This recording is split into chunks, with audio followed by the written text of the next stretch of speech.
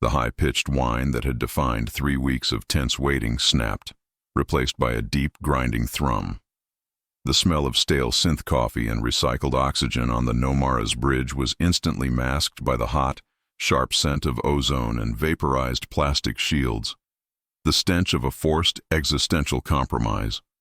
Roland Krill, logistics officer, felt the deck plates shudder under his worn boots, a vibration far more aggressive than the usual engine harmonics. It was the physical protest of the hull against a sudden, massive power surge system-wide. Roland stared at the tactical display, his knuckles white against the metal of the navigation console. The silver-white icons of the Viler fleet, which had hung in the void like sterile, judgmental teeth, had undergone an immediate, violent chromatic shift. They were now a dull, aggressive crimson. The mothership.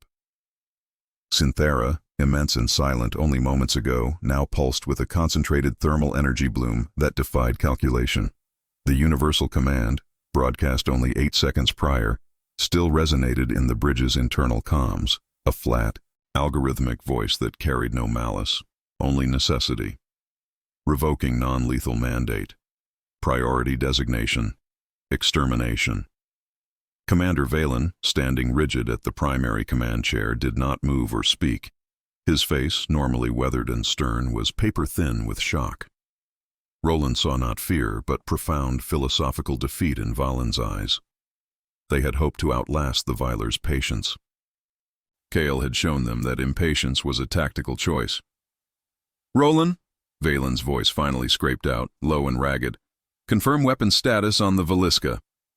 Roland slammed his hand onto the console, pulling up the data stream. The Veliska, the tiny, underarmed escort frigate that had just single-handedly shattered the Viler moral code, was now 2,000 meters from the line. "Confirmed, Commander," Roland reported, his voice tight. "Kyle is still evading. The Viler thermal lances are targeting the Veliska with near-perfect saturation. He bought us 30 seconds of systemic confusion, but they adapted. That ship is eating fire they said they didn't possess." The inherent injustice of the situation settled on Roland like a metric ton of cold carbon. For 3 weeks, humanity had been insulted, contained and condescended to by an alien race that believed itself morally superior because it refused to kill them. Kyle, a man whom the military bureaucracy had tried to dispose of 5 cycles ago, had exposed their philosophical boundary as a systemic vulnerability. He had forced them to either let humanity pass or kill them all. The Viler, driven by self-preservation, had chosen the latter, abandoning the very identity they used to justify the blockade. Roland remembered the coded message Kale had sent. Non-lethal is merely poorly utilized kinetic opportunity. Kale wasn't a soldier. He was a devastating engineer of behavioral compliance. He hadn't sought glory. He had simply performed the required function to secure passage, which in his view meant neutralizing the ethical obstruction. A warning siren finally broke the silence on the Nomara's bridge. Not a standard alert, but the specialized high-frequency klaxon reserved for immediate kinetic impact zones. "They've gone past the Veliska," Sergeant Jova growled from the coil station, his hands flying across the power manifolds. Jova was usually a rock, but Roland saw the heavy tremor in his forearms. "Targeting our flank, Commander. 3 cruisers diverting from the main line, the ones Kale didn't blind. They're testing the new mandate," Valen stated, his voice now regaining its military cadence, cold and operational. "They want to know if they can kill us, or if Kale's trickery has somehow infected their heavy weaponry too." Roland, "Prepare for evasive trajectory, Delta 9. Jova, prep the disruptors. We are cleared hot." Cleared hot. 3 weeks of strategic patience dissolved in a single, cold command. Roland focused on the raw tactical feed. The 3 incoming Viler cruisers were moving with devastating speed. Their energy signature, previously restricted to containment fields, was now focused into narrow, hyper-dense beams. Roland felt a primal, gut-deep fear, colder than the vacuum outside. The Viler didn't waste energy on spectacular explosions. They sought catastrophic systemic failure. "Impact in 12 seconds!" Roland shouted, his throat suddenly tight. The smell of Fadiga Industrial hot, strained metal suddenly overwhelming the air filtration. The first beam hit the cruiser, ours 3 kilometers away. It wasn't a blast, but a scalpel. Roland watched the R's energy shields flicker, overload, and collapse in less than 1 second. The beam did not vaporize the hull. It plunged deep into the R's primary reactor core, inducing a cascading collapse of the power grid. The light of the Ares winked out, replaced by a dark, inert shadow tumbling slowly in the blackness. No explosion, no wreckage cloud, just a 1,000,000-ton coffin instantly powered down. The Viler learned fast. The realization was chilling. Kale had forced them to admit that their original ethical commitment was flawed. Now they embraced the pragmatic logic of efficient annihilation. "They are firing surgical lances, Commander." "They've perfected system death," Roland reported, his voice shaking despite himself. "We need countermeasures now, or they will neuter us ship by ship." Valen nodded grimly. "They underestimated Kyle because they underestimated human stubbornness. They will not underestimate us again. Jova, hit them with everything." "Roland, I need analysis on the Veliska's current maneuver pattern." Kale is still alive, which means he is still transmitting something. Roland quickly brought up Kale's telemetry.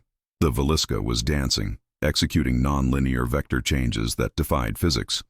It was pure, frantic artistry. Kale wasn't maneuvering to escape. He was maneuvering to survive just long enough to collect data. As the Nomara shuddered under near-miss static from the incoming Viler fire, Roland saw the feed from the Veliska stabilize for 3 critical milliseconds. Kale was sending a burst transmission to the fleet. It wasn't encrypted. It was meant for all eyes. Roland stabilized the feed and projected the data onto the main bridge screen. It was not a tactical instruction or a warning. It was a single, densely packed philosophical equation concerning energy dispersal limitations in Viler plasma reactors. "What in the hell is that?" Jova demanded, momentarily distracted from his firing solution. "It's his weakness report," Roland breathed, feeling a fresh wave of cold sweat break out across his back. "He's calculating how many lethal shots the Synthera can fire before their own internal power distribution becomes unstable. He forced them into war, and now he is calculating the half-life of their new doctrine." The Veliska executed a sharp, impossible pivot, narrowly avoiding a beam that would have carved it in half. Roland noticed, with a dreadful realization, that the Veliska was moving not away from the mothership, but in an arc around the fleet, drawing the majority of the lethal fire. Kale was serving as a sacrificial lure, forcing the Viler to concentrate their firepower on him, giving the rest of the fleet precious seconds. "He is buying us time," Valen stated, the realization a heavy burden on his voice. "Roland, redirect all available power to the shield generators. We are going to hold the line while Kale draws fire. We will use the 20 seconds he gives us." But Roland saw the flaw, the cold, terrible pragmatism of the Viler's retaliation. "Commander, look at the Synthera's trajectory," Roland urged, pointing to the massive mothership icon. "It's not just firing at Kale, it's repositioning. It's moving to engage the entire human fleet, not just the Veliska." The Viler mothership, the Synthera, shifted its posture. It was no longer a blockade. It was an executioner. It was moving to maximize the angle of attack, preparing to unleash a sustained, systematic barrage that would mirror the fate of the heirs across the entire human formation. They recognized the strategic threat. Roland whispered, the realization stealing his breath. "They know Kale is feeding us data. They aren't going to let him sacrifice himself. They are going to eliminate the strategic benefit he provides by eliminating the target he is protecting." The image of the Synthera bloomed, filling the main screen, its crimson glow growing exponentially, charging an unprecedented main weapon signature. Roland felt the tremor turn into a violent shockwave as the first long-range kinetic disruptor round from the Synthera crossed the expanse of space, not aimed at Kale, but aimed directly at the heart of the human formation. It was a statement. We do not negotiate, we do not contain, and we will eliminate the concept of chaos before it can spread. "Commander," Roland said, his voice flat, "the Viler calculated that neutralizing the fleet is the only non-lethal means of stopping Kyle." The entire tactical board lit up with the incoming vector. This was not a warning shot. This was the official opening of the war Kale had bought them.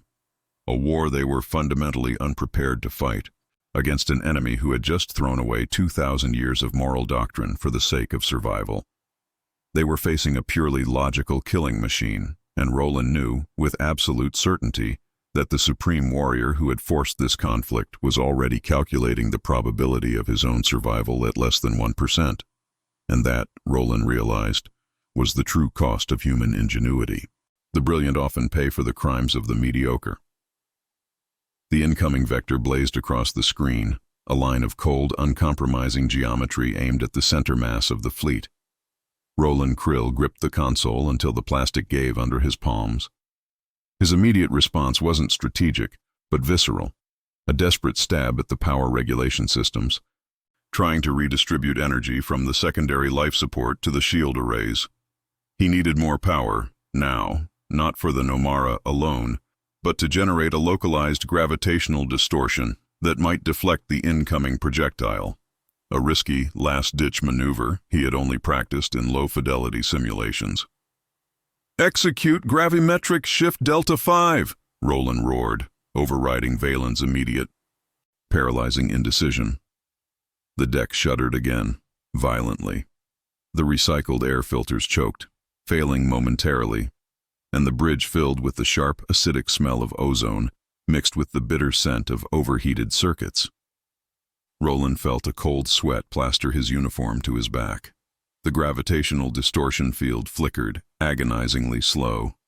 "Status," Valen demanded, snapping out of his shock, his eyes finally focusing on the threat.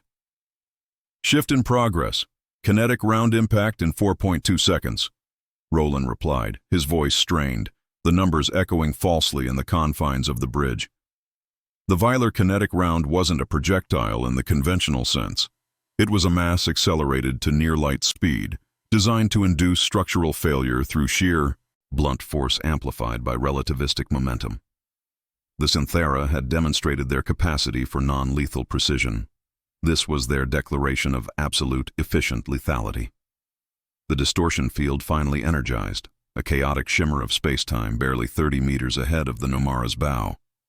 The incoming round, instead of shattering the hull, struck the edge of the field. The result was not a clean deflection, but a brutal, violent ricochet. The round sheared past the Nomara and slammed into the escort ship Maltese, 60 kilometers starboard, instantaneously tearing the small vessel into 1,000 fragments of superheated debris. No fire, no explosion, just instantaneous structural compromise and vaporization. The tactical display replaced the Maltese icon with a grim, flashing red destroyed marker. Roland slammed his fists down, his breath hitching. He had saved the Nomara, but the sacrifice of the Maltese was now on his ledger. The Viler had traded one ship for another, and the cost of the delay was zero. "Roland, report!" Valen's voice was dangerously low. The gravimetric shift worked. "Commander, but it caused a field anomaly that diverted the round into the Maltese formation. We slowed it, but we did not stop it. We are already calculating the trajectory of the next round." Roland felt his hands trembling, not from fear, but from a surge of impotent fury. They were fighting a problem set that mutated with every passing second. Sergeant Jova coughed, adjusting his position at the coil station. "Commander, the Synthera is not slowing down. It's initiating broadside procedures. Kale's little data packet, that equation, it must have shown them their power threshold. They know they can afford to lose efficiency if they achieve systemic extermination fast." The cold realization settled deep in Roland's gut. The Viler were not driven by vengeance. They were driven by optimization. If Kale represented a threat multiplier of 10, they simply needed to eliminate the target set he was protecting, the entire human fleet, before his data became actionable. "We need to execute Kale's data," Valen ordered, his voice now crisp and operational, focused entirely on the grim task. "Roland, decrypt his energy dispersal limitations report. We need to know where the Synthera's vulnerabilities are before we all join the Maltese." Roland pulled up the mathematical projection Kale had transmitted. It wasn't encrypted, but it was dense, pure physics, requiring a specialized cognitive engine to interpret its implications for a Viler reactor core. Roland stared at the equations, his vision blurring slightly. Energy dissipation coefficients, thermal resistance metrics, redundant circuit fail states. He remembered a briefing years ago on an orbital dry dock, the relentless, suffocating pressure of bureaucracy. Roland had been arguing for the immediate implementation of a new atmospheric scrubber system desperately needed in the fleet's overcrowded transports. Marvin Elric, the sector compliance director, a man whose spine was made of pure auditing protocol, had denied the requisition. The cost-benefit analysis does not support immediate fleet-wide implementation, Krill. The calculated rate of pulmonary failure remains within acceptable operational parameters for the next fiscal cycle. That was the human enemy, Roland thought bitterly, looking at Kale's complex physics report, the Elrics of the galaxy.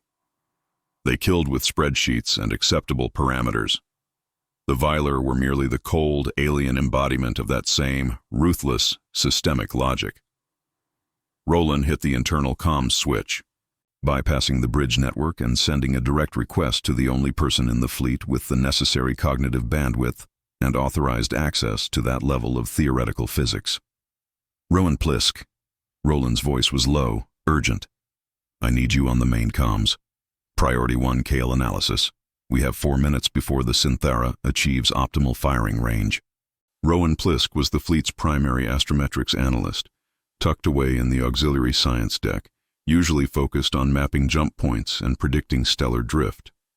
She was a genius, but politically inert. Exactly the type of asset the High Command often left buried under mountains of procedural paperwork. A second later, Rowan's voice, surprisingly calm amidst the chaos, cut through the bridge static. I see the data, logistics, Krill. It's elegant. Kale is suggesting that the Viler's transition from non-lethal to kinetic saturation is overloading their primary thermal regulation matrix. They are sacrificing longevity for immediate impact. Where's the vulnerability? Valen cut in. Not a vulnerability, Commander. A limitation. Rowan corrected coolly. The Synthera cannot fire its main kinetic disruptors simultaneously, with its localized heat lances for sustained periods without creating a resonant frequency within their primary power conduits. It's a design flaw stemming from their previous non-lethal doctrine. They never designed for full-scale kinetic aggression. Roland felt a cold surge of calculating hope. Kale had not just provoked them. He had studied their system until he found the point where their philosophical transition became a physical weakness. Give me the firing solution, Plisk, Valen ordered. It is not a firing solution, Commander, Rowan stated, the patience in her voice starting to wear thin. It's a pattern recognition problem. If we hit their secondary heat exchange relays, identified by Kale as 4 distinct points on the port dorsal hull, in a specific rapid sequence, the resonant frequency will be amplified, causing a systemic, temporary power failure. Not destruction, but a blackout. We gain 60 seconds of maneuverability. 60 seconds, a lifetime. Roland glanced at the tactical display. The Synthera was now only 30,000 kilometers distant, its crimson glow intensifying, the immense geometry of the mothership filling the viewport. Its secondary armaments were already locking onto the Nomara's hull. Who can execute that sequence? Valen asked, running his hand through his short, graying hair. It requires micro-thrust maneuvering and highly accurate sequential fire. Not a fighter wing, we need precision. Roland realized the dreadful irony. The only vessel capable of that kind of surgical strike, the only pilot ruthless enough to attempt it, was Kale, currently acting as a lightning rod, drawing 90% of the Viler's lethal fire. We can't reach the target points with conventional weaponry, Commander, Roland reported, his throat dry. We need to get a frigate inside the Synthera's close-range thermal field. That's suicide. Unless, Rowan's voice cut in again, carrying the detached logic of pure mathematics, Kyle intends to perform the sequence himself. A wave of dread washed over Roland. Kyle had forced the war, and now he was setting the stage for his own execution. He hadn't just exposed the Viler's flaw. He had calculated the precise method for exploiting it, a method that required the highest probability of his own annihilation. Roland zoomed in on the Velisca's telemetry. The tiny frigate was still dodging, but its engine output was fluctuating wildly, the consequence of the extreme punishment it was taking. "The Valiska is shifting course," Roland reported, his voice barely a whisper. "It is moving out of the line of fire of the main fleet, but it is not retreating. It is turning directly toward the Synthera. Projected interception point with the port dorsal hull in 83 seconds. Valen nodded, a deep, weary acknowledgement of the inevitable. He's going to do it. The only non-lethal way to win this fight is to disable them non-lethally, even if it costs him everything. Roland, open a channel to Kale. Priority communication. Roland hesitated, his fingers hovering over the comms panel. He knew what Kale would say, or rather, what he wouldn't say. Kale operated outside the chain of command, answering only to the cold necessity of the equation. He opened the channel. The static was immense, overwhelming, but through the noise, a single clipped burst of data came through. It wasn't Kale's voice. It was a pre-recorded institutional message, dated 5 cycles prior, from the Sector Compliance Director Marvin Elric. The voice was bland, bureaucratic, devoid of passion. Kale's operational designation has been officially revoked pending review. His activities are currently assessed as high risk and non-compliant with standard asset preservation protocols. If required, autonomous self-termination procedures are authorized to prevent asset contamination. Roland stared at the screen, the static eating away at the message. Kale hadn't just gone rogue to save the fleet. He had been classified as an unavoidable threat by his own system. A man the bureaucracy was willing to sacrifice for the sake of protocol, even before the Viler had started shooting. "Commander," Roland said, the profound injustice of the moment freezing his lungs. "Kale has just confirmed he knows the fleet will not be able to retrieve him. He has acknowledged the self-termination mandate." The Valiska accelerated sharply, its final vector locked onto the belly of the Viler mothership, carrying not a hero, but a man executing a devastating piece of systems maintenance. The human fleet watched, silent, as the ultimate warrior, forced into battle by foreign arrogance, was about to be discarded by his own cold, unforgiving political logic.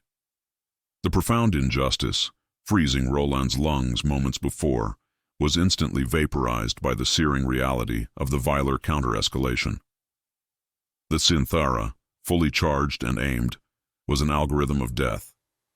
Kyle was 81 seconds from his intended impact point. Roland didn't wait for Commander Valen's official order. He slammed his fists onto the auxiliary targeting console, the plastic already cracked from the previous shockwave. "Rowan, relay Kale's target coordinates to the Nomara's heavy laser batteries. We need to pre-soften the secondary heat exchange relays. Reduce his time on target by 8 seconds. Maximum yield pulse, sequenced 1.4 seconds apart." Valen's hand landed heavily on Roland's shoulder, a gesture of desperate approval. "Do it, Roland. Burn a path for him." The bridge lights flickered violently. The air conditioning was failing systemically. The ambient temperature climbed 30 degrees in 5 seconds.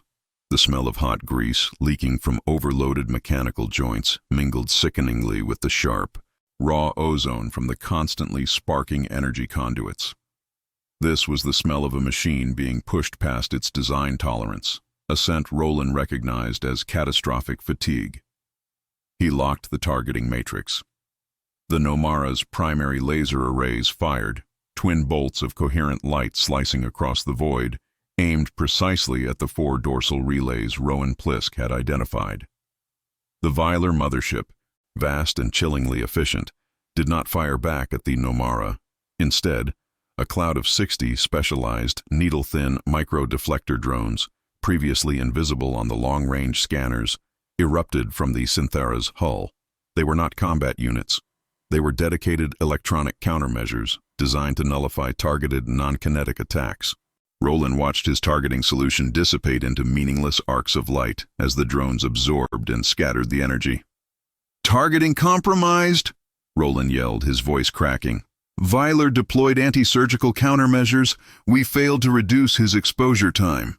Before Roland could pivot to a new tactical maneuver, the mothership registered the Nomara's offensive effort. It was a purely logical response. Elimination of secondary fire support. A localized heat lance, thin and precise, lanced through the remnants of the Nomara's shield array. It did not aim for the core, it aimed for the command station. The impact was not explosive, but surgical. Roland felt a hammer blow of pure thermal shock against his chest plate. The auxiliary console exploded inward in a shower of white-hot plasma and fragmented ceramics. Roland cried out, falling backward, landing heavily on the deck. A burning fragment of data chip was embedded deep in his forearm, and the side of his face felt instantly numb from the static discharge. Sergeant Jova, without looking away from his coil station, fired 2 disruptor salvos that missed the Viler target, but provided enough thermal variance to confuse the next incoming heat lance. "Roland, status!" Valen shouted, pulling Roland back up by the collar of his singed uniform. "Console dead. Arm, 20% burn, superficial," Roland gasped, staggering toward the secondary navigation board, a dusty, old unit usually reserved for deep space mapping. The faint tremor in his hands was now a visible shake, a mix of shock and the low-frequency interference that was beginning to bleed through the air filtration system. The Viler mothership was closing. Kyle was now 22 seconds out. Roland slammed his good hand onto the auxiliary navigation display. "Rowan, did we get anything on those micro-drones? If they're deflecting our lasers, Kale needs to know the attack profile has changed." Rowan's calm voice returned, but beneath the measured tone, Roland heard a tremor of focused effort. "Negative logistics, Krill. But wait, Sergeant Jova, I'm reading a massive power bleed on the Viler destroyer, Molrath, the one Kale blinded in the initial demonstration. Its core is still active, but completely inert. We can siphon that energy. It's a clean boost for our forward shield generator." Jova, sweat pouring down his face from the rising heat, grinned grimly. "A dead battery for a live wire. Sounds like Christmas, Plisk. Initiating transfer." Roland watched Jova execute the high-risk power siphon. The Nomara's tactical shields, which had been flickering dangerously near collapse, immediately pulsed with a surge of energy, stabilizing at 70% capacity. "Transfer complete. Shield integrity stabilized," Jova reported, breathing heavily. Relief washed over the bridge crew, brief and misleading. "Thank you, Sergeant. That buys us," Valen started, but he cut himself off, rubbing his temples hard. Roland felt the shift first, a subtle metallic tang in the air that wasn't ozone or grease. It felt like cold copper wiring touching a wet tongue. Then came the cognitive drag. His thoughts, normally rapid and logical, suddenly felt sticky, lagging by half a second. He saw Jova sway slightly at his post, clutching the edge of his console. "Rowan, check the energy signature of that siphon," Roland ordered, fighting through the sudden mental fog. "I think the power is contaminated." "It is clean logistics, Krill. Pure kinetic residual," Rowan insisted, but her voice was slow, echoing. "Wait, running secondary harmonics analysis." "Oh, damn." Kale was right. The Viler were non-lethal, but not non-damaging. The residual power carries a low-frequency neural resonant field. It doesn't kill, Commander. It degrades the human central nervous system. It's an efficiency inhibitor. Roland realized the dreadful implication. Kale hadn't just forced them to fight. He had forced the Viler to discard a system that was psychologically devastating. The Viler didn't kill. They crippled the capacity for rational thought, making the opponent easier to manage. "Jova, cut the siphon." "Now," Valen commanded, his voice muffled, as if struggling through thick water. Jova tried to comply, but his movements were sluggish. He couldn't find the emergency purge switch. The corrupted power continued to flow, boosting the shields, but degrading the crew's operational efficiency. Just then, Kyle's moment arrived. The Veliska, battered and smoking, slammed into the first heat exchange relay on the Synthera's port dorsal hull. A small, focused kinetic blast, not designed to destroy, but to trigger, ignited. The tactical display flared blue as the resonant frequency engaged. One relay went dark. Then the second, third, and fourth followed in rapid, controlled sequence. The immense crimson glow of the Synthera vanished. The mothership went utterly dark, an astronomical black hole of silent, inert metal. The fleet had its 60 seconds. Valen fought through the neural fog. Evasive maneuvers. Full-speed delta trajectory. We move now, before they can reboot. But Roland saw the fatal consequence of the corrupted power siphon. The moment the Synthera went dark, the massive, unchecked energy boost from the siphoned Molrath destroyer surged through the Nomara's primary systems. A high-pitched scream, mechanical, not human, erupted from the deck plates. "Reactor core critical!" Roland shouted, the words thick and slow in his mouth. The corrupted power caused a thermal spike. Coolant loop compromised. "We are going to breach in 30 seconds if we don't vent the heat." Valen stared at the tactical screen, which showed the human fleet finally moving, executing the escape Kale had purchased. "Roland, we are still under the neural drag. We can't coordinate a safe remote vent procedure. Where is the manual override?" "Auxiliary Maintenance Tunnel 7. Roland forced out, pointing to a small, sparking hatch near the aft bulkhead. "It's a localized flush. It will take 10 seconds of external hull exposure to vent the primary heat coils." "Go, Jova, hold the helm," Valen commanded, already fighting his way through the sluggishness to reach his own command chair. Roland stumbled toward the hatch, the world tilting violently. He had a choice. He could stay at the auxiliary navigation console, which, despite the neural drag, was the fleet's only communication tether to Rowan Plisk, and risk the Nomara detonating, killing thousands. Or he could save the ship, but sacrifice the crucial link needed to navigate the newly mobile fleet through the star system. The weight of Marvin Elric's protocol, the cold, bureaucratic calculus, settled over Roland. Kyle had been willing to sacrifice himself for the solution. Roland would save the vehicle necessary to carry that solution. He tore the shard of ceramic from his arm, ignoring the surge of pain, and scrambled through the narrow hatch. The maintenance tunnel was a horror show of heat and noise, a vibrating cage filled with the smell of scorched metal and hydraulic fluid. Roland reached the manual purge wheel. The gauge next to it was deep red. 15 seconds until critical breach. He grabbed the wheel, his glove instantly smoking from the extreme temperature, and rotated it hard. A deep, grinding sound echoed through the metal as the external valves opened. 10 seconds of exposure. He finished the rotation just as the countdown hit 5 seconds. The reactor's internal pressure dropped immediately. The crisis was averted. Gasping, Roland leaned against the cold metal bulkhead, sweat pouring down his face, the neural drag still heavy. He had sacrificed the communications link. The fleet was now navigating blind, relying solely on pre-programmed escape vectors. The silence outside was profound.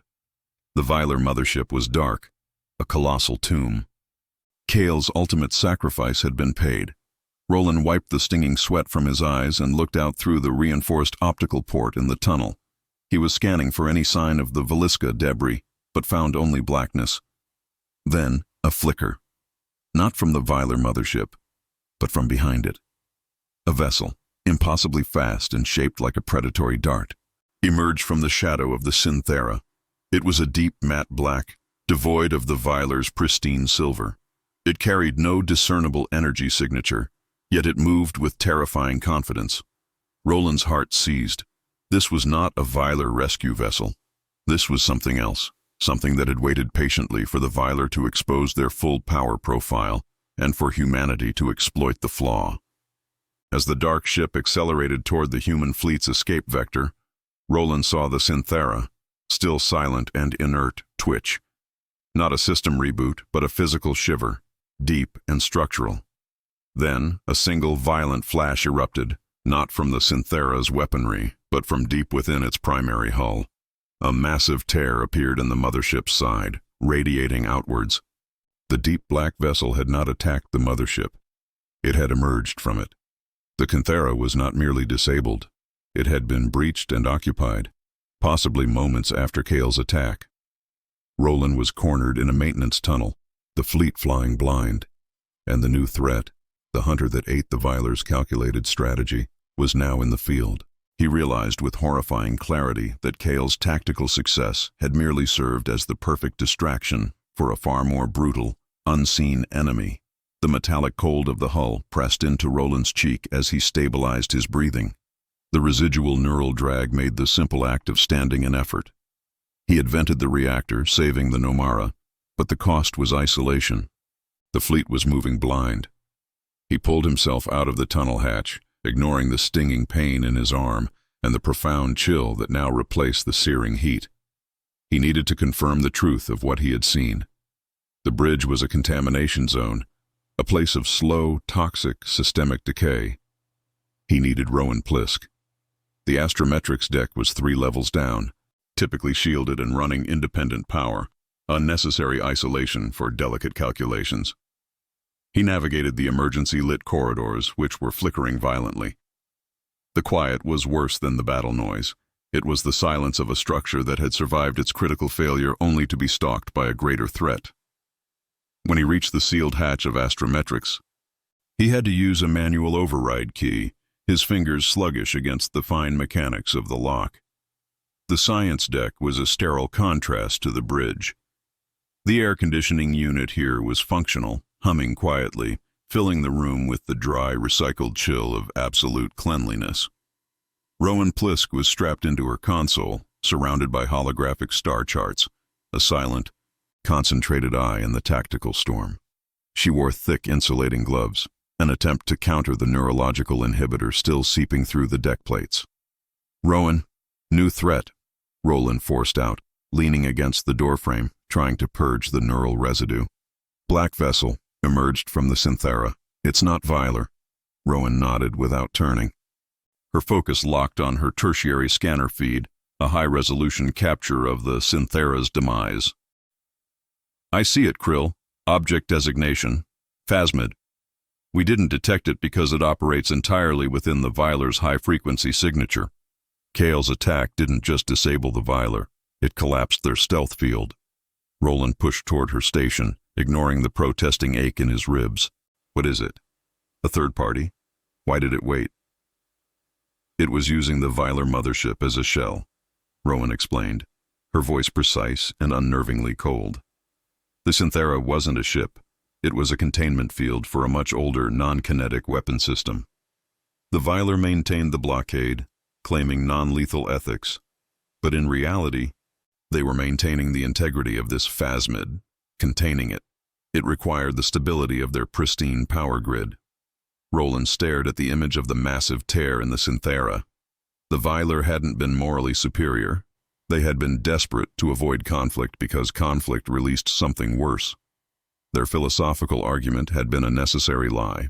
Kale hadn't won a philosophical victory. He had committed an act of existential release, sacrificing his life not for freedom, but for an unknown hunter's feast. "The phasmid is accelerating toward the jump point where our fleet is escaping," Roland stated, checking the auxiliary plotter. "It's moving too fast. It will catch the fleet." "No, Roland, it's not chasing the fleet. It's analyzing the fleet's vectors. It's hunting data," Rowan countered, zooming in on the phasmid's passive sensor deployment. "It detected Kale's structural integrity equation. It knows that this ship holds the intelligence that defeated the Viler's containment system." The cold horror of the situation locked Roland's jaw. They weren't targets. They were the infection. They were carrying the solution to the Viler problem, and the phasmid was a biological entity that consumed solutions. Marvin Elric's protocol, authorizing Kale's self-termination to prevent asset contamination, wasn't just human bureaucracy. It was a bureaucratic echo of a necessary but terrible strategic isolation.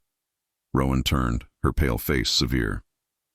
"The phasmid operates by targeting high-level system logic. If we continue on the escape trajectory Valen set, we lead this thing straight to the rest of the human fleet, which is still too neurologically compromised to fight back." Roland looked at the single, flashing icon representing their fleet's pre-programmed blind escape.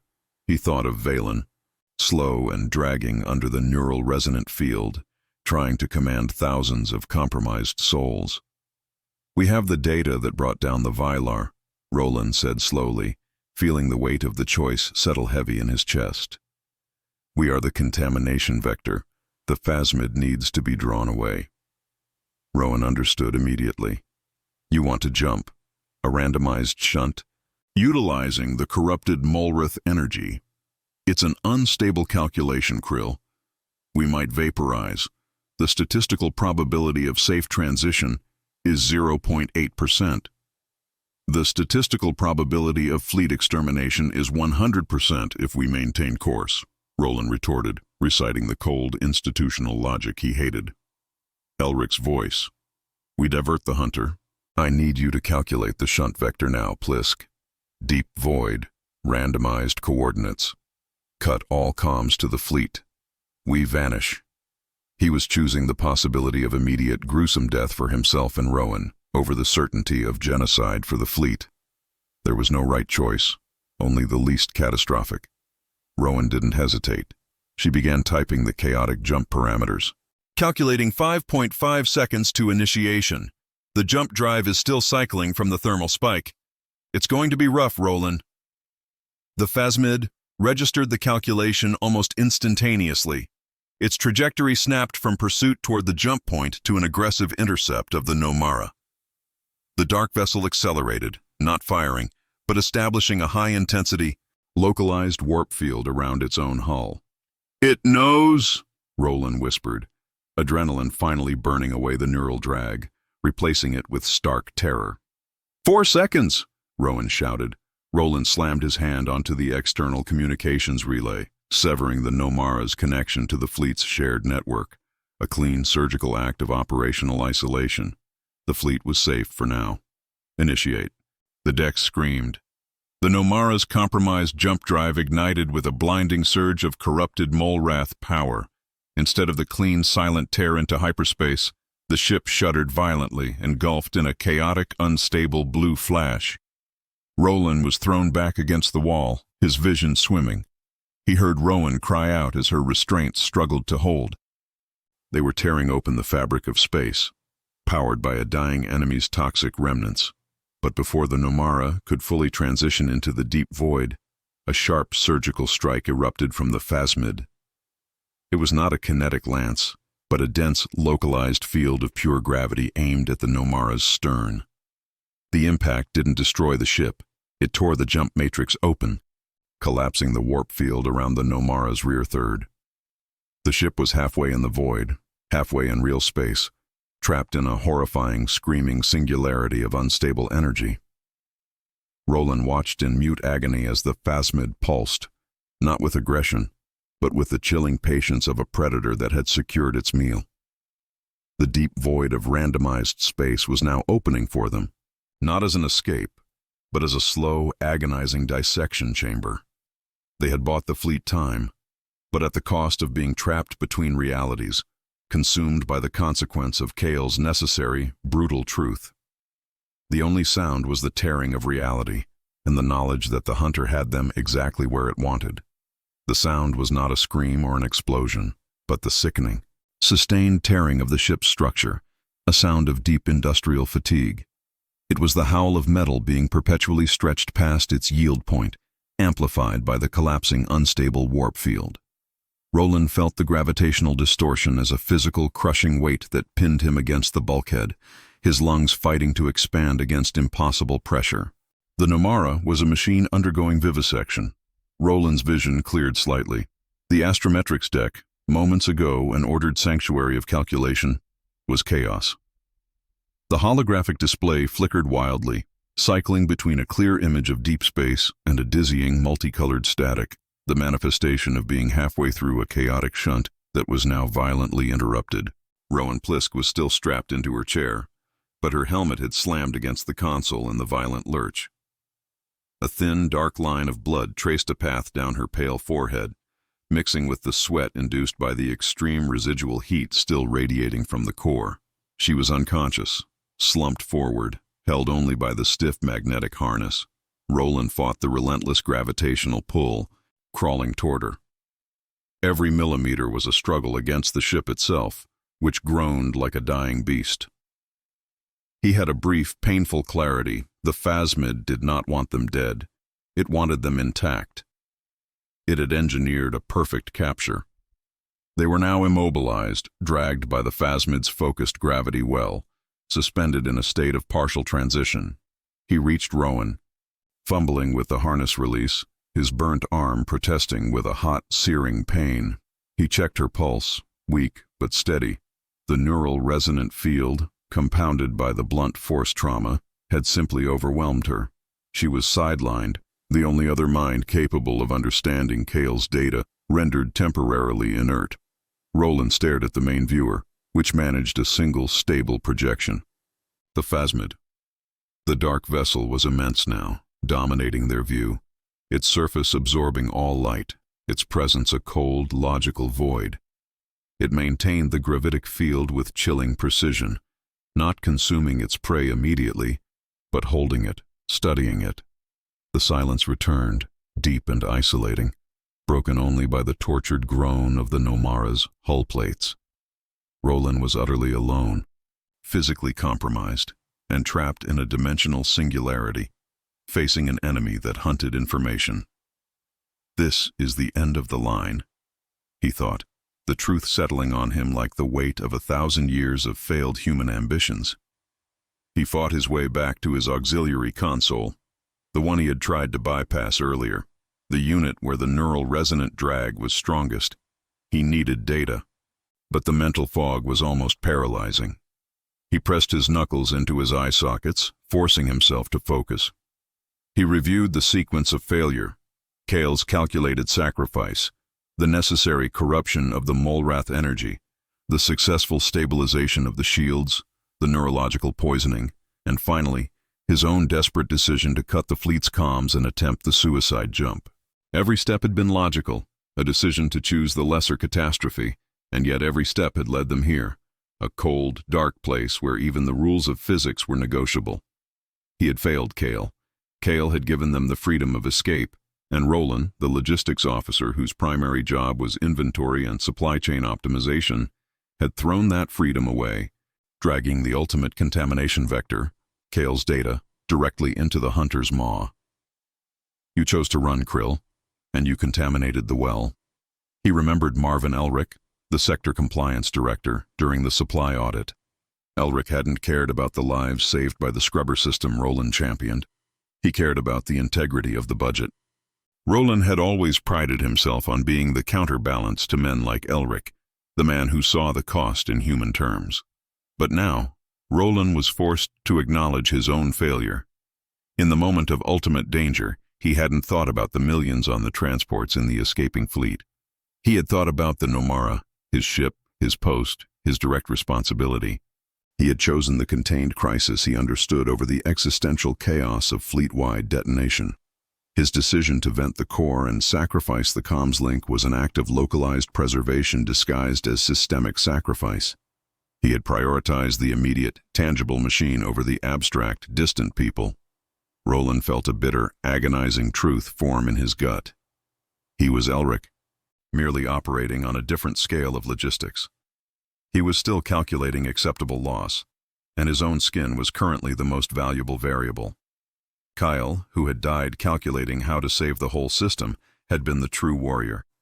Roland was just a glorified quartermaster who panicked. The burning fragment of ceramic still in his arm pulsed with pain, a physical reminder of the failure on the bridge. He forced his mind back to the console, pushing past the debilitating inertia of the neural drag. What does the phasmid want?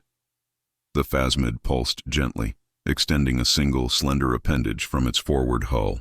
Not a weapon, but a probe. It was aimed at the Nomara's engine room, specifically, the primary jump core where the corrupted Molrath energy was still violently interacting with the collapsed warp field. The phasmid was trying to stabilize the physics, to extract the ship without damaging the valuable cargo. Cale's intellectual fingerprint. Roland needed to achieve a final decisive instability. He needed to make the jump core so volatile that the phasmid would have to choose between retreating immediately or risking its own annihilation in the resulting singularity. But he couldn't reach the core's manual interface.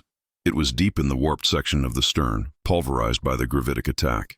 He needed a remote override, a command sequence so deeply buried in the Nomara's archaic operating system that no one had touched it in decades. He remembered a long-forgotten internal maintenance bulletin from when the Nomara was a decommissioned survey vessel back in the days of atmospheric auditing, a small tertiary coolant loop bypass, designed only to be activated in the event of planetary collision to prevent localized thermal spread, a safety protocol for environmental contamination. It was a redundant system, powered by an independent, isolated solar cell array in the observation cupola, an area so strategically useless that the Viler and the Phasmid would never have considered it an active system. If he could access that bypass, he could dump the remaining corrupted Molrath energy directly into the coolant array. It wouldn't stop the Phasmid, but it would create a catastrophic thermal singularity that might force the hunter to drop the Nomara or be destroyed with it. Roland checked his personal probability calculation. If he attempted the bypass, the chance of the Nomara vaporizing was 99.9%. If he did nothing, the Phasmid would harvest Kale's data and proceed to annihilate the human fleet. He pushed off the console, his body heavy and slow. He had nothing left to lose, not reputation, not life, not even the small dignity of a clean death. He was going to try to turn one final piece of forgotten bureaucracy into a weapon. The observation cupola was at the highest point of the ship, accessible only by a narrow ladder well. It was a 20-minute journey through the damaged corridors in his current state, but he had to get there before the Phasmid stabilized the jump core. He paused by Rowan Plisk, gently adjusting her helmet. "I was scared, Rowan," he whispered, the admission tasting like ash. "I was thinking about the machine, not the people. Now I have to go burn the machine down." He climbed the ladder well. The air grew thinner, the flickering lights almost non-existent.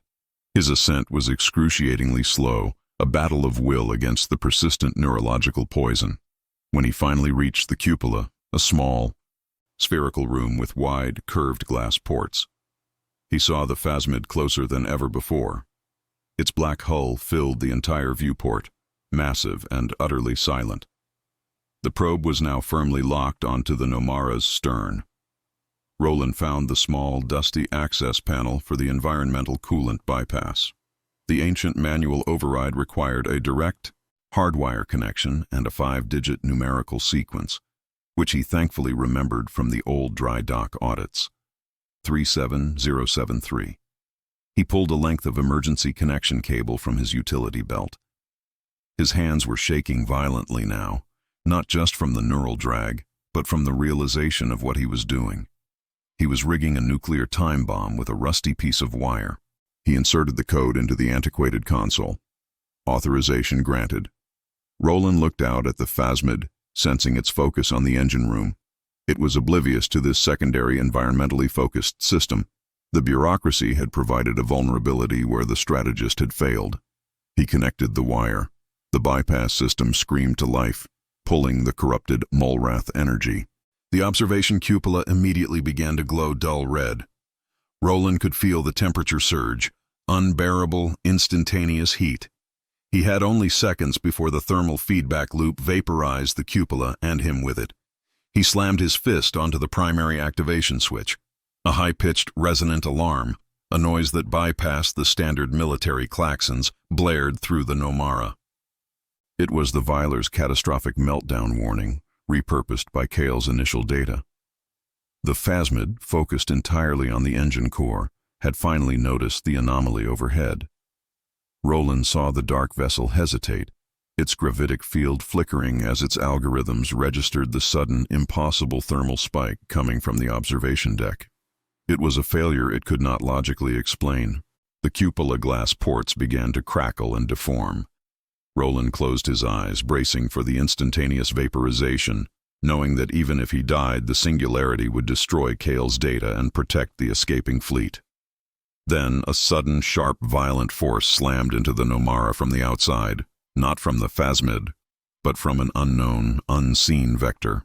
The blow was so brutal it snapped the Nomara's spine, tearing the ship free from the Phasmid's gravitic tether, just as the coolant array reached critical mass. Roland was thrown violently, plunging into unconsciousness as the sound of the exploding coolant loop, a final self-immolating scream, swallowed the interior of the ship. Before we proceed, log your entry. Which country or planet are you watching from right now? The commander is tracking every active signal. He slammed his fist onto the primary activation switch. The immediate reaction was not an explosion, but a sound that swallowed all others. The high-pitched, resonant alarm, the one Kale's initial data had predicted. A frequency signature designed by the Viler to warn of catastrophic Molrath thermal overload, a system the Phasmid had not accounted for in its tranquil, logical approach to extraction. The observation cupola, Roland's temporary sanctuary, instantly became an oven. The air filtration snapped, replaced by the hot, metallic stench of melting polymers and vaporized insulation, the smell of industry failing catastrophically. The glass ports, built for serene stellar viewing, fractured in spiderweb patterns as the temperature exceeded their structural limits. The ancient coolant bypass, fueled by the highly unstable, corrupted Molrath remnants, screamed as it attempted to draw energy too immense for its narrow conduits. Roland saw the wire he had connected glow white-hot, vaporizing the protective rubber casing in less than 2 seconds. On the massive dominating screen of the viewport, the Phasmid reacted. Its external probe, locked onto the Nomara's core, retracted violently, not with defensive speed, but with the cold, measured haste of an entity whose primary extraction protocol had just encountered a non-negotiable, zero-tolerance variable. Roland felt a momentary surge of terrible pride. He had forced the hand of a machine built on perfect information by introducing human-level chaos, the chaos of an irrelevant, forgotten safety regulation. The Phasmid did not retreat, however. It recognized the singularity attempt not as a tactical maneuver, but as localized contamination. Its countermeasure was immediate, surgical, and environmental. The lights in the cupola died, replaced by a strobing epileptic flash of circuit failure, paranoia electrica manifesting visually. Simultaneously, Roland heard the violent thunk of atmospheric seals slamming shut in the ladder well below. The Phasmid was initiating a ship-wide quarantine, attempting to vent the atmosphere from the upper decks to smother the thermal spike before it reached critical mass. Roland choked, his lungs registering the abrupt, agonizing drop in pressure. He wasn't fighting an alien. He was fighting the Nomara's own self-preservation programming, twisted by the Phasmid's superior intelligence. His action had been categorized contaminant. He ripped his shirt collar open, desperately trying to pull in the thin, recycled air. He had mere seconds before hypoxia claimed him. He leaned heavily against the console, his vision swimming, the heat still intensifying, forcing the ceramic fragment embedded in his arm to feel like a white-hot coal. The thermal singularity was now roaring in the small space, an audible, physical force. Roland looked out at the Phasmid one last time. He saw the shift in its gravitic field. It was preparing to cut the Nomara free, not through release, but through focused, concentrated shear, abandoning the contaminated section of the vessel. The machine had learned the principle of necessary destruction. Kale's data, which the Phasmid sought, was now deep in the main engine core, and Roland's localized bomb was only destroying the irrelevant upper half of the ship. I failed. I only killed myself and half the deck. The realization was bitter, profound, and utterly solitary. The coolant loop detonated. The sound was not a bang, but a colossal, shattering crack that overloaded every sensor Roland possessed. A blinding flash of white-hot Molrath plasma vaporized the viewport glass in an instant, plunging the cupola into the cold, silent vacuum. Roland was thrown violently, his harness failing. His last conscious thought, the searing agony of zero pressure on his eardrums and the burning cold of space, instantly neutralizing the thermal spike. He was tumbling through the void, suspended for a millisecond between life and annihilation, watching the ruin of the Nomara unfold below him. The entire bow section, where the cupola had been, was a cloud of superheated debris. The Molrath energy successfully vented. The containment had worked, but only because the vacuum provided the ultimate environment for thermodynamic collapse. Then came the intervention. The sharp, violent force that had struck the Nomara moments before Roland lost consciousness was revealed to be a calculated snatch. A second vessel, equally dark and utterly silent, had appeared from the shadow of the collapsed warp field. It was not Viler, nor any vessel Roland recognized from the human registry. Its hull was fractal, absorbing light, shaped like a hunting bird. This unknown ship deployed two slender, articulated collection arms, tipped not with weapons, but with highly specialized magnetic clamps. One arm grabbed the still tumbling, damaged main section of the Nomara, the section containing Kale's primary data cache. The other arm, with clinical, inhuman precision, targeted the largest piece of human debris ejected from the blast, Roland himself. He felt the clamp's field snap around his body, stopping his chaotic rotation instantly. The trauma of the initial impact had been secondary to the subsequent force of being violently arrested by the external field. His ribs protested, and the world dissolved into gray static. Silence returned, absolute and paralyzing. Roland Krill awoke to a deep, resonant hum, a vibration that felt less like an engine and more like a massive, internalized pulse. He was no longer in the observation cupola, nor was he floating in the black. He lay on a cold metal deck, strapped to a medical pallet. The air around him was clean, sterile, and smelled faintly of ozone and exotic metal oxides, the scent of a hyper-advanced alien repair bay. He tried to move. Agony flared in his chest and his burnt arm. His helmet was gone, replaced by an oxygen mask secured tightly across his face. He was heavily restrained. He opened his eyes. Above him, a high ceiling of polished obsidian material reflected the soft, blue-green light that permeated the Raumschiff. The entire chamber was smooth, seamless, and utterly devoid of human design. He was on the unknown ship, the one that had intervened. He turned his head slowly, fighting the restraints and the crushing nausea. He scanned the edges of the enormous chamber. The Nomara was there, or what was left of it. The main section of his ship, sliced cleanly in half, was suspended 20 meters away by shimmering, high-powered gravitic tethers. The fracture point was jagged, scarred by the thermal singularity, but the core systems were visible, exposed like the internal organs of a dissected corpse. The hostile extraction had been flawless.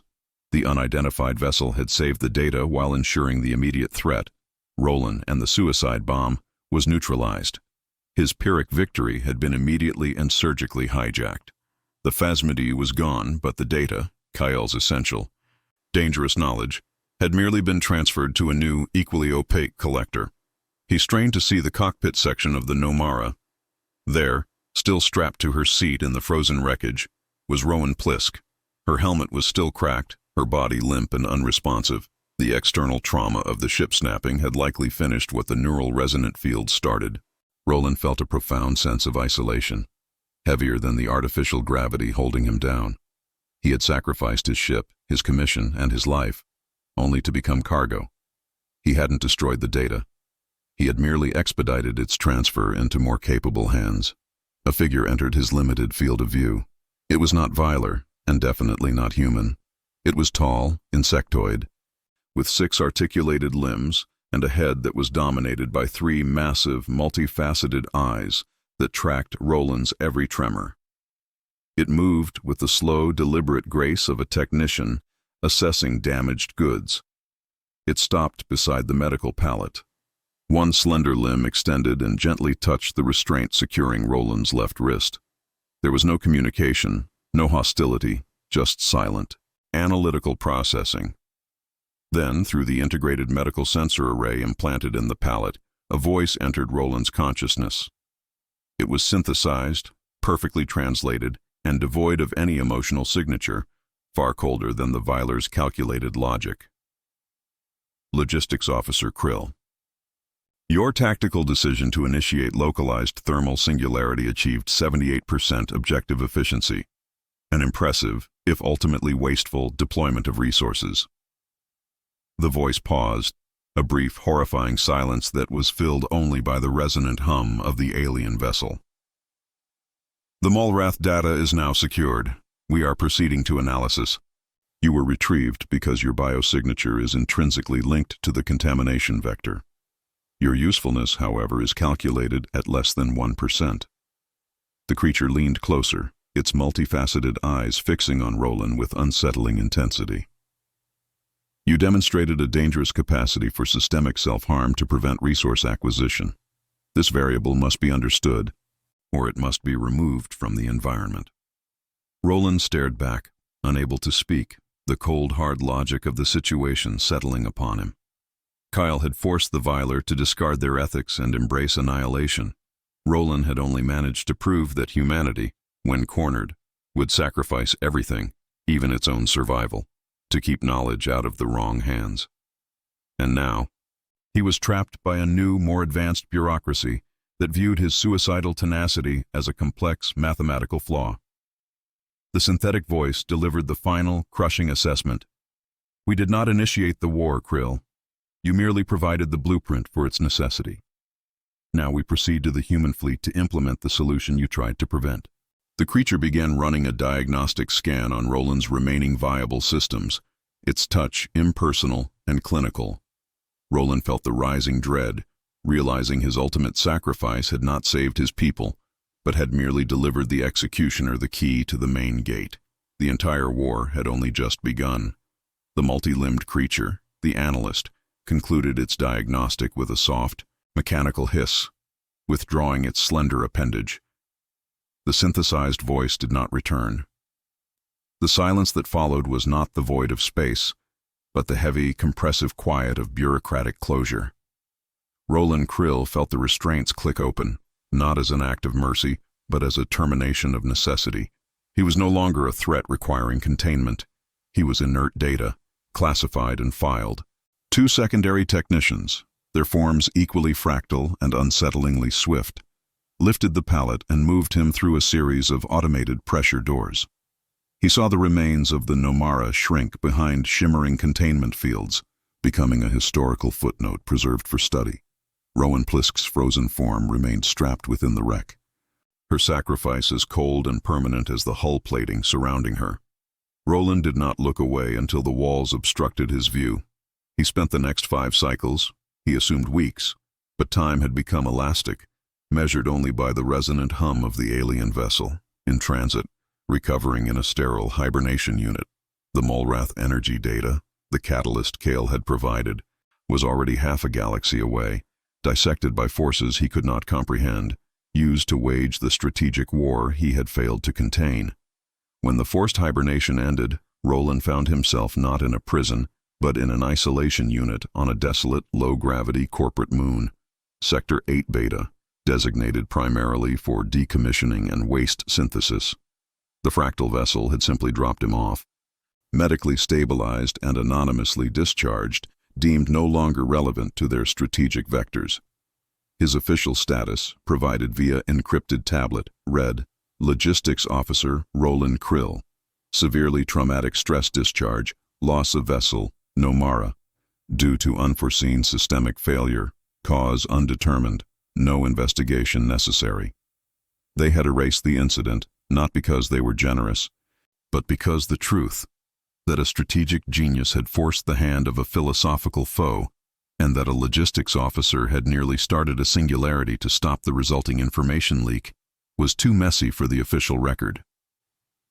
Roland was assigned the most monotonous job available in Sector 8, inventory management for salvaged starship alloys. He sat in a cavernous, poorly lit depot, cataloging the mangled remnants of the ships that had followed the Nomara through the newly volatile sector of space. The Viler conflict, now officially known as the Perimeter Escalation, had indeed begun. Roland saw the results daily. Bulk transport haulers arrived regularly, depositing mangled hulls and system cores ripped apart by the Viler's calculated surgical lances. There were no spectacular explosions, just systemic death, just as the Viler had demonstrated on the Ares in the first minute of the conflict. Millions of tons of specialized metal reduced to scrap not by energy, but by precision. He sat alone in his tiny glass-enclosed inspection booth. The air filtration system here was rudimentary, struggling to cycle the dust and the metallic stench. One evening, nearly a year after his return, a fragment of raw communication data bypassed the filter protocols, a remnant of Kale's old network, still broadcasting low-level unencrypted fleet intelligence. Roland patched it into his console, not out of duty, but out of habit.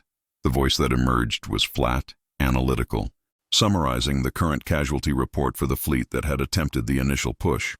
The losses were systemic, calculated, and devastating. They were losing the war of attrition because the Viler, once they abandoned their flawed ethical superiority, had embraced the pure logic of annihilation. Total fleet losses estimated at 62% capacity. Primary logistical bottleneck remains the inability to predict Molrath-derived countermeasures in Viler heavy cruisers. Tactical projection indicates full system collapse within 400 cycles unless a non-kinetic deterrent can be rapidly deployed. Command acknowledges the strategic value of the original, unsanctioned data set, but notes its acquisition remains irrelevant to current operational doctrine. The voice clicked off. Kale's life work, the brutal data that promised passage, had merely become the definition of the new enemy's strength. It was strategically valuable, but contextually irrelevant to the high command, because they couldn't replicate the chaos Kale or Roland had mastered. They preferred organized, predictable defeat to necessary, unpredictable survival. Roland closed the console, running a scarred, burnt hand across the metallic surface of the desk. The ceramic fragment was still embedded in his forearm, a souvenir the alien had declined to remove, classifying it merely as calcified bio-waste. He looked around the vast depot. The silence was absolute, broken only by the weak, whining drone of the ancient air recycling unit, fighting a losing battle against the heavy metallic dust. He had started this journey breathing the sharp, hot scent of compromise, ozone and vaporized plastic. Now he sat in the cold aftermath, breathing the heavy, familiar weight of failure. The air in the depot was thick with the smell of stale synth coffee, old lubricant, and recycled oxygen, struggling to purify itself. The scent of bureaucratic fatigue, the smell of the status quo reclaimed. He knew then that Kyle was correct, not about the Viler's weakness, but about humanity's. The greatest tragedy was not that they lost the war, but that they had paid the ultimate price to prove that their ingenuity could force compromise, only to immediately return to the mundane, accepting the consequences without understanding the cost. Roland picked up a small chipped tool, a kinetic wrench used for tightening maintenance seals, and began meticulously polishing the handle, a pointless, repetitive task. He was not a savior. He was not even a martyr. He was the ghost of a logistical failure, marking inventory in a forgotten quadrant of space. The cost of forcing humanity to see itself, a price paid in systems, ships, and lives, was the confirmation of mediocrity. We survived the aliens, he thought, only to be crushed by the inevitable gravity of ourselves. The scent of stale synth coffee was the true victor, the smell of a forced, eternal compromise. He leaned back in his worn chair, the exhaustion finally settling into his bones, deeper than the artificial gravity of the moon. The strategic imperative had shifted from survival to management of loss. The war would drag on for decades, managed by men who feared chaos more than defeat. The brilliant often pay for the crimes of the mediocre, and the mediocre always return to the filing. Roland looked at his scarred hand, noting the tremor. He knew his fate now. He would categorize the dead until he became inventory himself, and the universe would continue its work, indifferent. This story is now part of the archive. Subscribe to help preserve future transmissions, and share this episode with someone who still believes in science fiction.